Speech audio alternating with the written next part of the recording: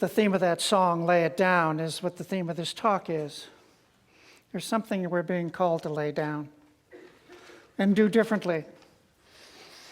But I want to talk about the end of the talk right now, because I want to read you a poem that is going to talk about where we're going. This is a poem by Rumi. Rumi lived in the 1200s. He is the best-selling author in the United States today, best-selling poet. He's got something going for him. See if you can tell. Here it is. The minute I heard my first love story, I started looking for you, not knowing how blind that was. Lovers don't finally meet somewhere. They're in each other all along. This is a love poem. But it's about the only really true love story. It's the love between you and God.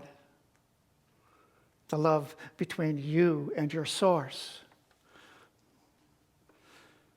This is what all poetry and all religion is about. All true religion is about learning more and more about love, learning to love more and more.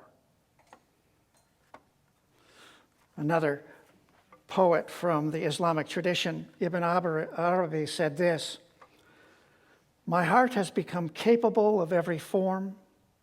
It is a pasture for gazelles, and a convent for Christian monks, and a temple for idols, and the pilgrim's Kaaba, and the tables of the Torah, and the book of the Quran.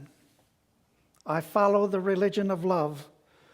Whatever way love's camels take, that's my religion and my faith." To be engaged in spiritual living is to become a follower of the religion of love. Many of you may have heard the Dalai Lama, a Tibetan Buddhist, talking about, my religion is kindness. The same thing. To find love in all its forms, inside and outside, to find love in each other. That is what true religion is. Ernest Holmes, the founder of this particular tradition, said this: if you want to get the most out of your relationships, out of the relationships you live in, he said, we must sense that there is hidden within, around, and through each of us a divine presence manifesting itself in infinite variations. But it's the same impulse, the same love and life, never quite alike in any two persons. That same impulse, that same love and life is what we are called to know, recognize, and follow. That is religious life. That is spiritual living. We are to feel the love in each other. We are to feel love in all things. But that's a little hard to do off the bat, I'd say. The Course in Miracles, a course in spiritual mind training, says this: really, we can't teach you how to love, because love is what you are, but we can teach you how to remove the barriers to love's presence. And our book of the month this month gives us some practices to remove those barriers. So, the first thing the book says is there's something that's easier than loving, and it's blessing. And it primes the pump for love. You know how you prime a pump? If you go and you're in one of those old farm kitchens where there's a pump by the sink, if you've ever seen it, and nobody's pumped it in a while, what you have to do is pour water in first so that it will bring water up from the well. Receive and give. That's what we have to do, is we have to prime the pump of love by, as this author suggests, blessing. And what blessing means, according to the author, is this. It means to bless people means to wish them well, to consciously will them happiness and freedom from suffering. This is the basis of so many spiritual traditions, so many healing traditions.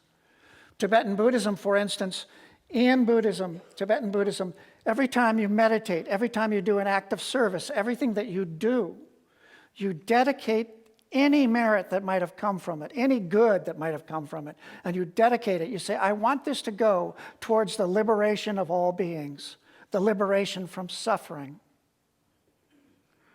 So that is the basis of their practice.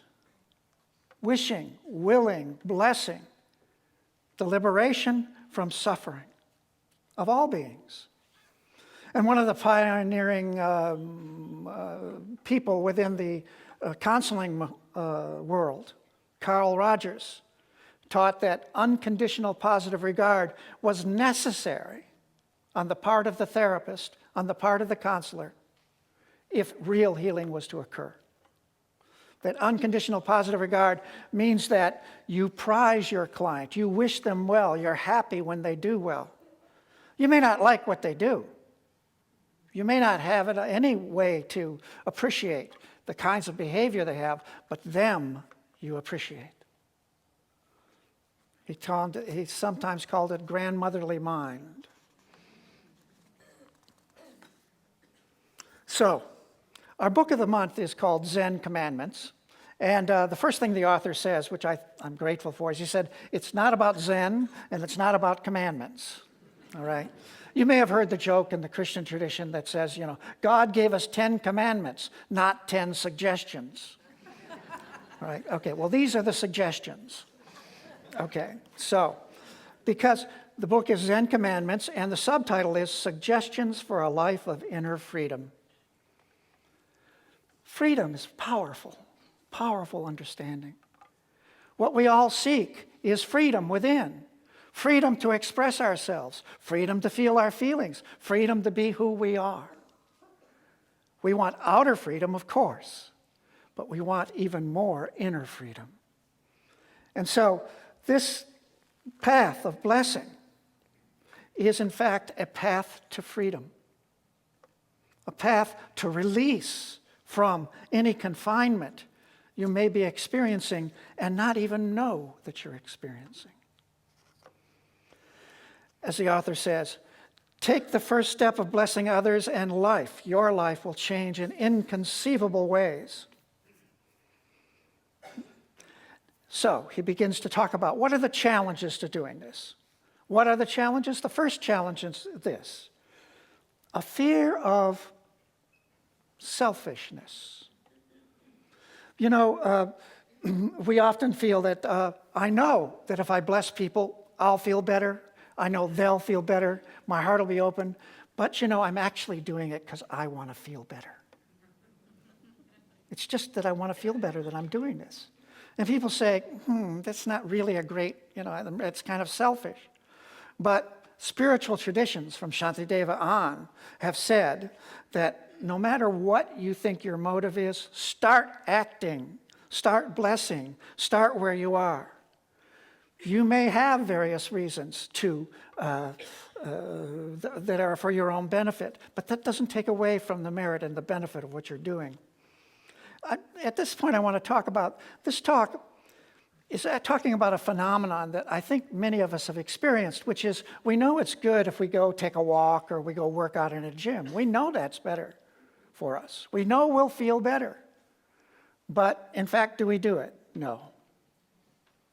Well, this talk is going to take us a step deeper. Why is it that we don't do it even though we know it's better?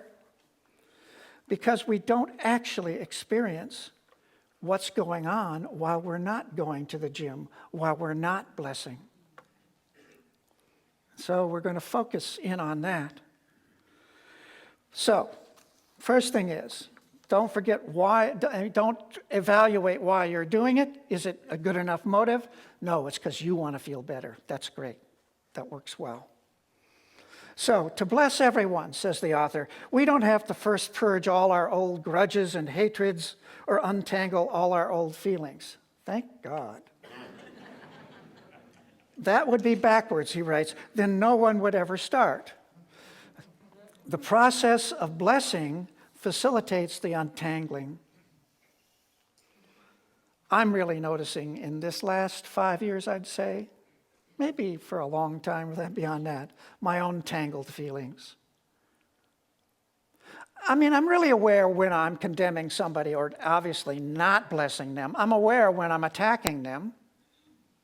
I may have great reasons, but I'm aware of that. But what I'm not noticing is that I'm thinking not really bad thoughts about people, but kind of bad thoughts about people. That guy's really not going to, he's a loser. Or she's not going to amount to much. You fill in the blank. You are doing it, if you're like me, which I'm going to assume, throughout the day, as we stand in the social hall, as we look around the room, we're having subtle judgments about how people are and what they are. And what I'm not noticing is how I feel as I do that. What I'm doing with those thoughts, with those, what the author calls anti-blessings, what I'm doing is building a cage. I'm constricting my own being. And it's a cage where I'm surrounded by incompetent, incapable, unloving, and self-centered beings. Right?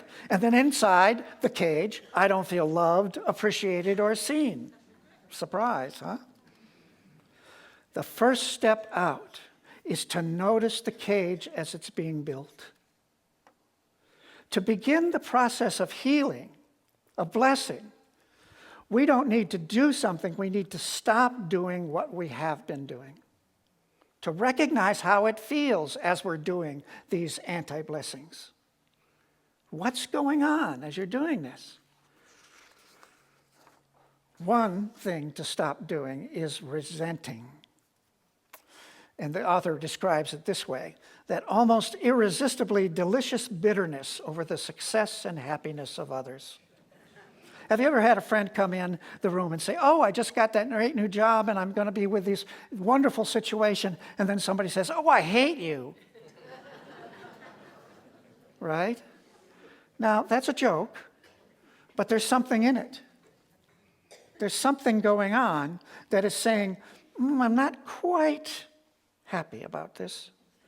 I notice I get unhappy when I see people getting their good. For instance, if there's a team, I'm a sports fan, and if there's a team and they have somebody that I think the coach is egotistical, I root against that team. Like they're just too, I just don't like the kind of person they are. I'll root. I'm glad when they lose. Do you get your happiness from watching others lose? Because that's the second thing. Pleasure derived from the misery of others. You've watched, many of you, of course, most of us have watched The Simpsons. But Nelson on The Simpsons is always going, ha ha. That bratty, ah. And I have really become aware of how much I enjoy people getting their just desserts. Right? We're entering a big political season for the next year. It's already started. But already I'm like, oh, boy, am I glad they're really screwing up. It's just where it goes. And I'm noticing it as I read the papers. I look for stories about politicians or executives or performers, excuse me, all of them getting their comeuppance. By the way, this is one of those opportunities where we get to say, if we're in that position, I told you so. You weren't paying attention. But there are more subtle forms. We have unwritten lists. These unwritten lists are anti-blessings like anybody who has withheld or withdrawn love from us, ex-romantic partners, perhaps parents. Just the thought of them triggers our hostility. And then we have another unwritten list, which is all of those losers. They're not as cool or smart or attractive. They're not moral. They're not enlightened. It's easy to dismiss them. Oh, that fake, that nutcase, that ridiculous fashion casualty. I'm reading. We say all of that, but it's at a price. What's happening at that point is we're closing our hearts to them. We're shutting ourselves down. We no longer are expanding. We're confining ourselves. We shrink inside as we think these thoughts. Now, the author says this, and I think it's good advice. Don't try to suppress these thoughts, but when they arise, notice, acknowledge that it merely poisons your heart and it does nothing to the people out there. So, notice that you are constructing a painful cage every time you do that. But more than discomfort, what you're doing is you're creating and living a lie. You're affirming a lie. There's a commandment in the Bible: do not bear false witness against your neighbor. And that's not just about don't tell lies about your neighbor. It's don't tell lies about what you think your neighbor is. In other words, don't tell yourself lies about what and who that neighbor is. The author writes, the guy who smashes his empty beer bottle on my sidewalk has done something terrible. But as I sweep up the pieces, I'm bearing false witness if I mutter that he's a bum or a cad or a creep and so on through the dictionary. He is pure, radiant existence, just like me. He is that divine love and life that Ernest Holmes pointed to, just like me. And the more room I give him to be that, the more room I find for me to be that. The truth is, when we're living that lie, we're making up stories about each other. One of my favorite teachings comes from Mark Twain. He says, what gets us into trouble is not what we don't know, it's what we know for sure that just ain't so. Most everything you know about anybody just ain't so. Acknowledging the pain we're in, acknowledging that this doesn't work, and laying it down, as John sang, is the first step into real freedom. So, we can begin to act in a different way. We can begin to now do exercises like this. We'll call it enlightened people watching. Take a stroll. You may find yourself, like me, automatically sizing people up, seeing, as far as I can tell, the limits of their vision. And I'm now going to read from the book again. That lame-o suburban mom, that scary biker, they don't know the score. Of course, you're not seeing them at all, but judging them on the basis of the bodies and social roles in which they're dressed. The reality is that you have no idea what waves of boundless love the mom feels for her kids, or what vistas of expansive silence the biker experiences when he's rolling down the highway. Simply notice your mind making these judgments, and over again, let them go. Notice, feel the cage, let them go. Whenever a constricted stereotype, wherever it was, smash it open to reveal the space where anything is possible. You know, when we're blessing everyone, it doesn't mean that we're going to invite them into our house. It doesn't mean that we have to suddenly become artificially friendly or so forth. Maybe we don't invite them to our table. Maybe realistically, we're going to skip their parties or vote them out of office. Maybe in their blindness, they've done things for which we must lock them in jail. But we can make the commitment to drop our scorn and stop locking them out of our hearts. We can start to invent our own ways of blessing people. Every time you hear a siren, remember that someone like you is right now needing your love and attention. Wish them the best. Make a habit of smiling and sharing a greeting with everybody you meet. Boss, employees, people who serve you your coffee or bag your groceries. And while the service rep has you on hold, or you're packed into a crowded elevator, or you're coming home on the freeway. Mentally shower everyone with your favorite blessing prayer, or if you dare, just smile at them. Or if you can, perceive them in the full blossoming of their natural divine glory. But we find it hard to bless others for another reason, which is that our judgment of others is rooted in our own self-judgment. Remember the image of priming the pump. We have to be able to receive love in order to give it out, to receive blessing, to give it out. There's a phrase in Gaelic which means I love you, but literally it means I'm melting for you. Blessing might be said to melt the judgments we have of others, but we also have to melt the old ideas we have about ourselves.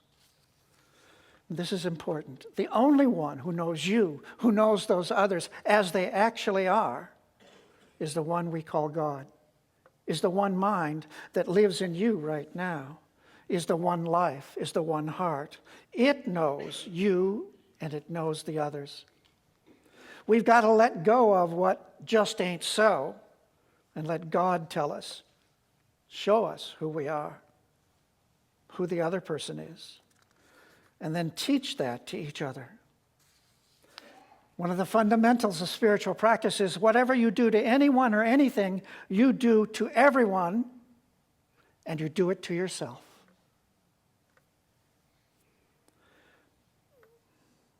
Ernest Holmes said this: we are members of the universe, and being that members of that which unites everything, we are some part of each other.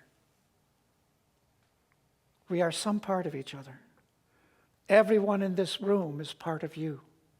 Everyone in this planet is part of you. Everyone in existence is part of you. Jesus talked about it in this way. He said, love your neighbor as yourself. What we're called to do is to no longer unconsciously curse ourselves under the guise of not blessing others. If we curse them, we curse ourselves. And in spiritual living, we're looking for God or Spirit in everything and everyone.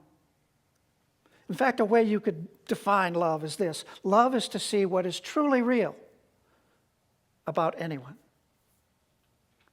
Love is to see what they actually are. When you do look at them as they are, you see the heart that lives in them. You see it's the same heart that lives in you. Every being in the world is moved by this same energy, this same heart, this same life. It's you living there. We always recognize love, but we don't always recognize that love is in us, always, at the very center of our being. And we tend to go out and look for it, and we forget the message of this poem. The minute I heard my first love story, I started looking for you, not knowing how blind that was. Lovers don't finally meet somewhere. They're in each other all along. Please join me in prayer. This prayer is an acknowledgement of who it is that is listening.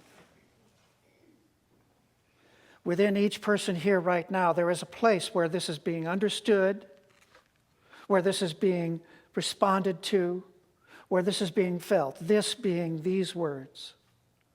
That place in each one of us is God itself in action. It is the one mind living its life as each person here. Each person here is the full and complete expression of its being, consciously and deliberately chosen moment by moment, eternally. Each person here is the way in which God loves its life. It loves itself as it is being you.